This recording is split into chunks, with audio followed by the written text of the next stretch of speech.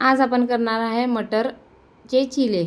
मी जसं आप्पेला पीठ भिजवतो ना तसंच सेम पीठ भिजवलेलं आहे, फक्त ॲडिशनल मटर वाटून टाकलेले आहे आणि त्याचे अप्पे न करता त्याचे चिले बनवलेले आहे। बिडाचा तवा घ्यायचा आहे आणि त्याच्यावरती असं पसरवून साईडून तेल टाकून करायचं आहे, म्हणजे कसं तव्याला चिपकणार नाही,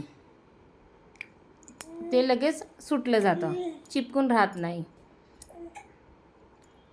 लगेच दुसरी साईड पण आपल्याला चांगली शेकून घ्यायची आहे आणि मटर वाटताना बारीकच वाटायचे आहे, जास्त जाड वाटायचे नाही आहे।